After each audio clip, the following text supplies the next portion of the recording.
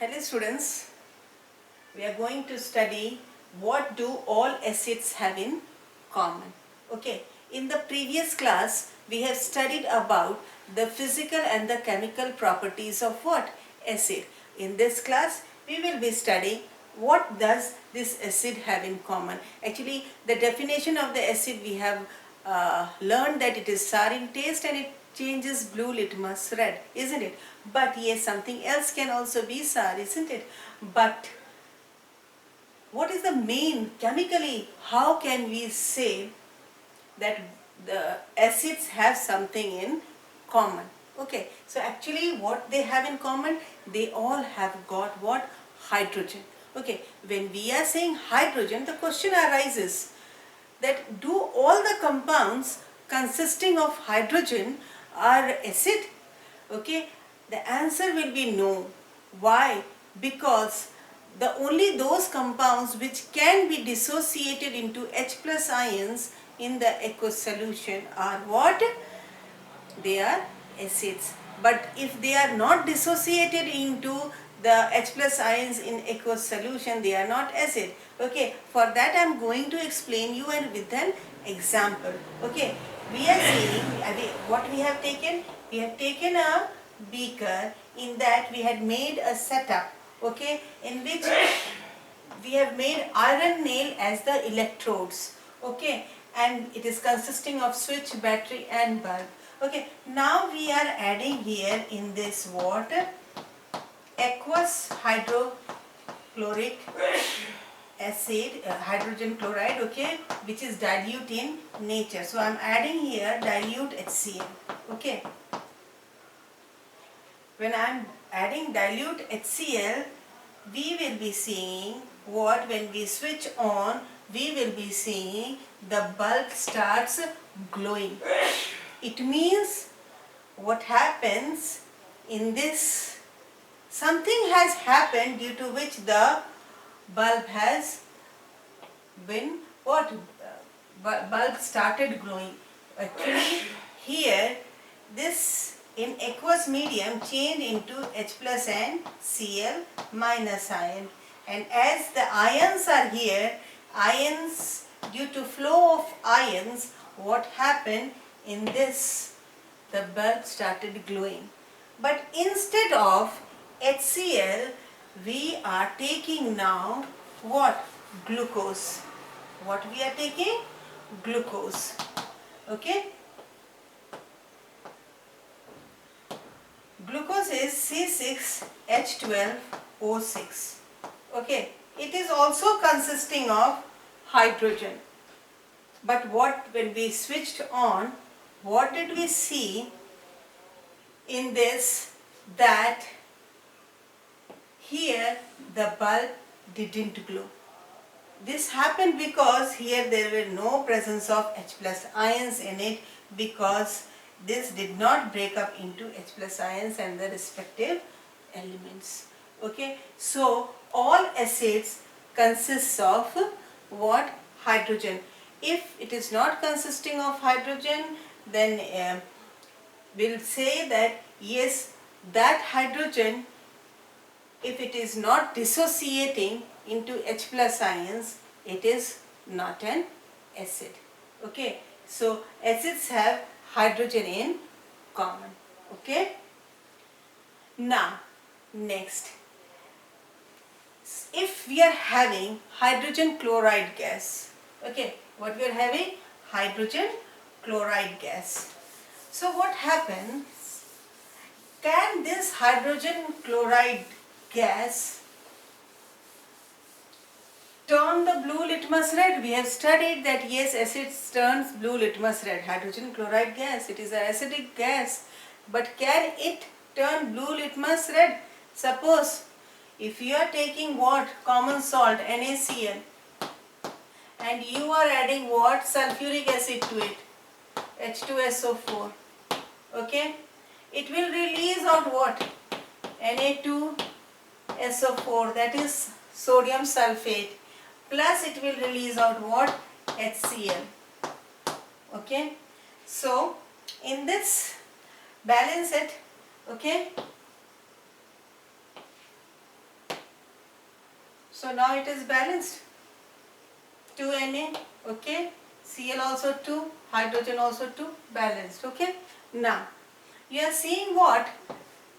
Hydrogen chloride gas is being released, okay. Just bring a litmus, just bring what? In this it is what? NaCl plus what it is? H2SO4, okay. It is releasing out what? HCl. Bring a blue litmus paper over here, okay. Does this change red? No. Why?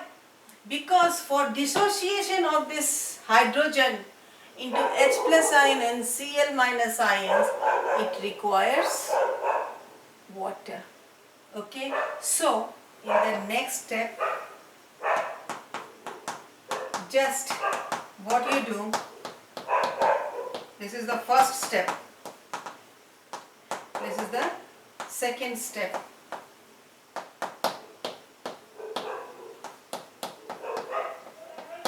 Okay, coming up. Now you bring a moist blue litmus paper and you see the change now.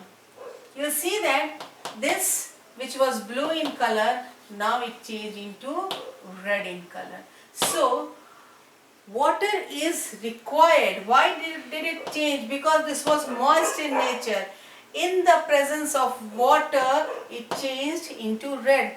Actually what happens, this water is required to break this HCl. Okay, this HCl reacts with what? Water. Okay, H2O. Okay, so what does it form? H3O. Okay, plus Cl minus.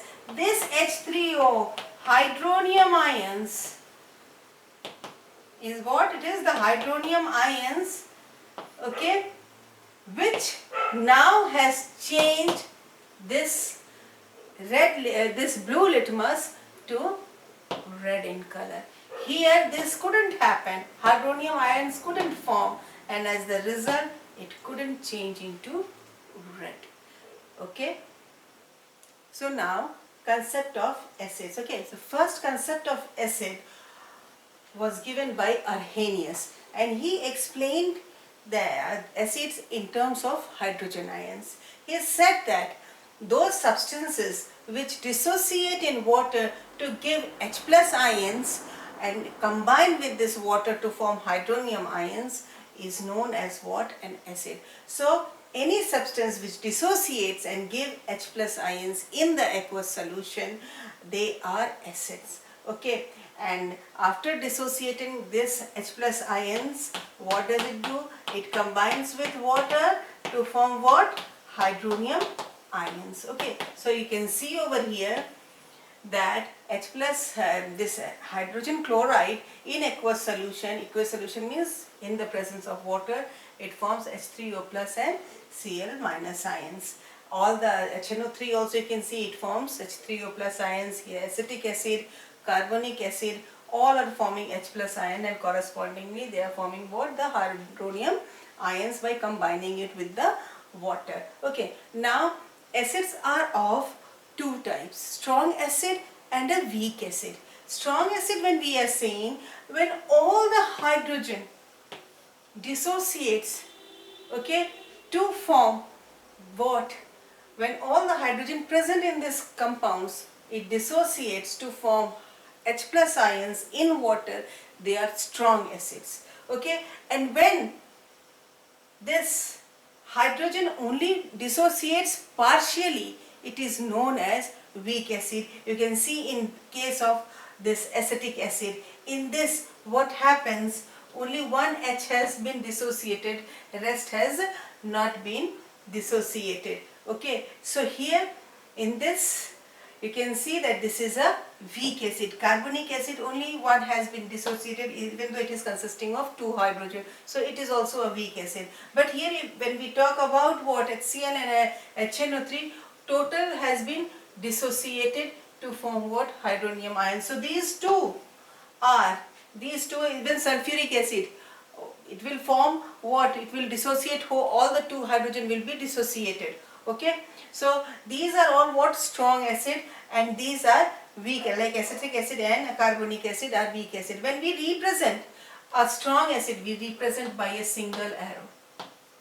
Okay, but when we represent a weak acid, we represent it by two arrows, one pointing in this side and another in this side. Okay, it means that total dissociation has not taken place. Okay, so here in this, the strong acids behave like strong electrolytes and weak acid behaves like weak electrolytes. Okay, now how can you dilute an acid?